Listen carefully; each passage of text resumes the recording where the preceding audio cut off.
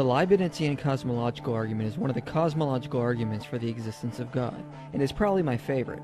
The reason is because it gets to the heart of what the theist is arguing for, the existence of a necessary being. Here is how it goes. Premise 1. Anything that exists has an explanation of its existence, either in the necessity of its own nature, or in an external explanation. Premise 2. The universe has an explanation for its existence, and that explanation is grounded in a necessary being. Premise 3. The universe exists. Premise 4. Therefore, the universe has an explanation of its existence. Premise 5. Therefore, the explanation of the existence of the universe is grounded in a necessary being. And the conclusion is God exists. Now, looking at this argument, we need to defend these premises for the argument to work. Starting with premise 1, we see it relies on the same reasoning behind Leibniz's principle of sufficient reason, or a restrictor version. If we start by denying that everything that exists has an explanation, then it would undermine the very notion of science, since things could just pop into existence without a reason, and would not need an explanation of how they arrived. We also accept there is sufficient reason for the logical conclusions we form. It would seem ad hoc to deny the PSR, but accept it to attack the PSR. The conclusions we do come to are backed by reason. As Alexander Press says, once we admit that some contingent state of affairs have no explanations, a completely new skeptical scenario becomes possible. There is no demon deceiving you, but your perceptual states are occurring for no reason at all. Thus, we cannot even say that violations of the PSR are improbable if the PSR is false. Although Hume was skeptical of causality, he did acknowledge, if I ask why you believe any particular matter of fact which you relate, you must tell me some reason, and this reason will be some other fact connected with it. But as you cannot proceed after this manner in infinitum, you must at least terminate in some fact which is present to your memory or senses, or must allow that your belief is entirely without foundation. So I hardly see premise 1 as being controversial. Premise 2 is where the majority of the objections will lie. The first being is, why can't the universe be necessary in itself and have its own explanation? Many atheists like Hume argued the universe does in fact exist necessarily, and is the foundation we reason everything else from. However, given the scientific evidence and the philosophical reasoning, we can see that this is most definitely not the case. For the universe to be necessary, it must be eternal, meaning it cannot fail to exist, and it must be changeless, meaning it must be as is in all possible worlds. There would be no other way space-time could have been, which means hard determinism would follow. Now right off the bat, our intuitions tell us otherwise. There seems to be nothing illogical about the possibility that parts of the universe could be different. But going beyond the mere intuitive possibility, given the Heisenberg uncertainty principle, we can see that different measurements on particles could have been performed by an observer, resulting in different outcomes. This has recently been confirmed by experiments by Anton Zellinger. In 2011, he and his team confirmed the Cauchy-Spector theorem, which shows that the obtained outcome depends upon the context at the time, and cannot be predicted prior. The abstract of the 2011 experiment says, quantum theory demands that, in contrast to classical physics, not all properties can be simultaneously well defined. The Heisenberg uncertainty principle is a manifestation of this fact. So the burden is really on those who argue for hard determinism to show that specific measurements performed by observers were preordained, since the evidence in quantum mechanics suggests otherwise. The other issue to get around is the scientific research which has demonstrated the universe is not eternal and need not exist at all. Both Friedman and Lemaitre, working with Einstein's theory of general relativity, predicted the universe is expanding, and this was empirically confirmed by Edwin Hubble in 1929. This led to the conclusion that an expanding universe must have sprang into existence at some point in the past. Finally, in 1965, two astronomers found the evidence which confirmed this event, which showed the universe sprang into existence from a Big Bang. They discovered the cosmic microwave background radiation, which was predicted by physicists to be the thermal radiation left over from the Big Bang. This evidence confirmed the existence of a finite universe. However, despite this, attempts at eternal universe models have been crafted, but have all failed. And recently, in 2003, the Borguth-Vilenkin theorem was presented, demonstrating that any expanding universe cannot be past eternal. As Vilenkin said in 2006, in his now famous quote, "It is said that an argument is what convinces reasonable men, and a proof is what it takes to convince even an unreasonable man." With the proof now in place, cosmologists can no longer hide behind the possibility of a past eternal universe. There is no escape. They have to face the problem of a cosmic beginning. Now, some argue we can avoid the theorem by postulating the universe was contracting prior to expansion, but this is just unreasonable and violates science.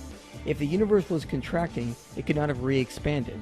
As Vilenkin said in reply to Victor Stanger, this sounds as if there's nothing wrong with having a contraction prior to expansion, but the problem is that a contracting universe is highly unstable. Small perturbations would cause it to develop all sorts of messy singularities, so it would never make it to the expanding phase. So you cannot get around the Borguth-Vilenkin theorem without violating science. There is no escape. We have to face the problem of a cosmic beginning. But what about the second part of premise 2? Why does the explanation have to be a necessary being? Why can't it be a multiverse? Well, the Borguth-Vilenkin theorem even applies to the multiverse and higher levels of brain cosmology. But for the sake of argument, perhaps the universe did come from just a necessary existing substance, instead of a necessary being. Why do we have to appeal to a necessary being, where we can just say a necessary substance exists, and that is the explanation for why contingent things exist? They both avoid the illogical position of an infinite regress, since they are both necessary and uncaused by definition. Well, let's look at these two options. The first is a non-physical necessary mind and has the intelligence and creative ability to create a universe or a multiverse. But the second is simply a substance that just exists. So for it to create the universe, it has to be able to do something by itself. So it would have to be conscious, as a non-conscious substance cannot cause itself to create something contingent.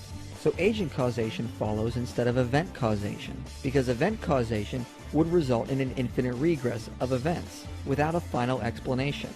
It also cannot be made of any substance we know of in the universe, since this would mean it is made of contingent substances. And it would also have to be independent of space-time, since that is also finite.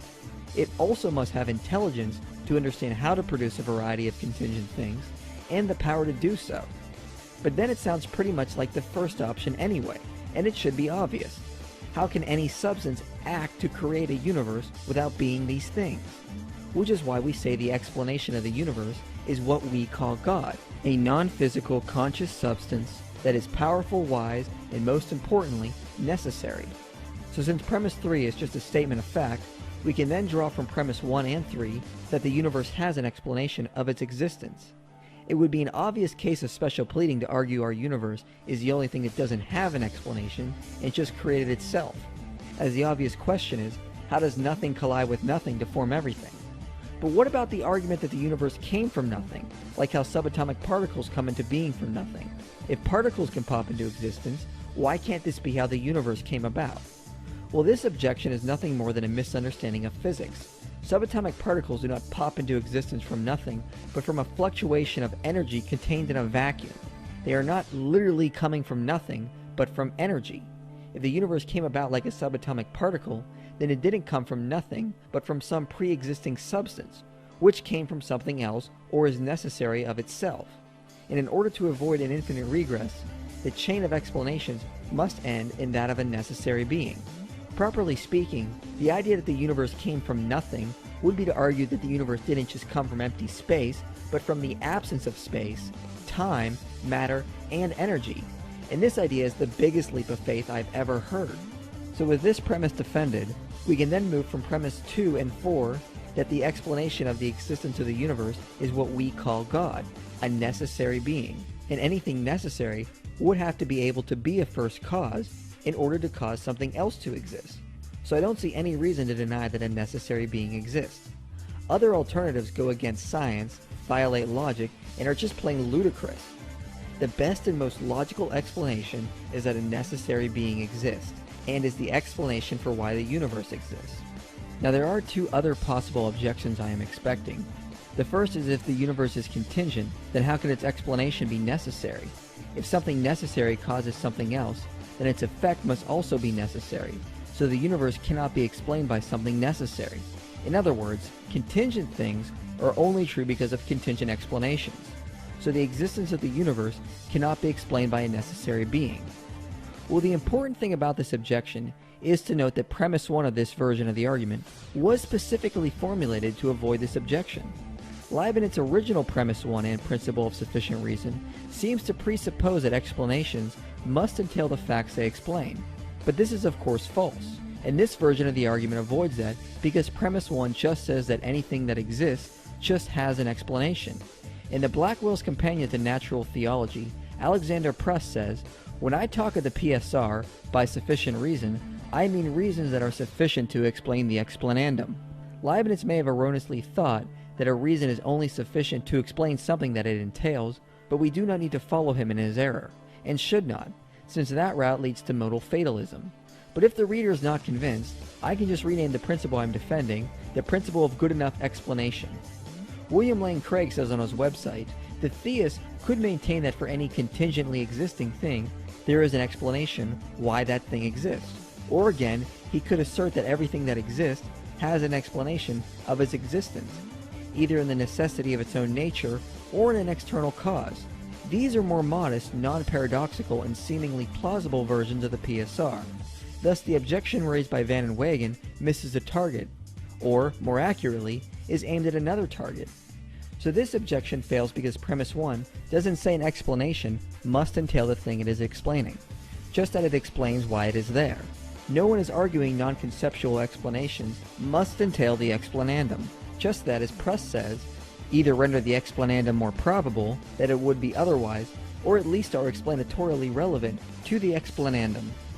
What about the argument that we can explain the universe entirely in terms of contingent principles? Alexander Vilenkin suggests this in Many Worlds in One, that one day we might be able to explain the universe in purely scientific terms. However, the problem is contingent or scientific principles cannot be the reason something exists. Press responds, a principle cannot by itself pull beings into existence out of a metaphysical magic hat, since a principle itself must be true of something and true in virtue of something. So principles are simply descriptive accounts of the way things are. They do not actually stand as the reason concrete things exist. So the Leibnizian cosmological argument is a pretty good argument. If we accept the logic of premise 1 and the science behind premise 2, we have to accept the conclusion of a necessary being. And when looking at the problems or the alternatives, the only logical inference we can draw is a necessary being is the explanation of the universe.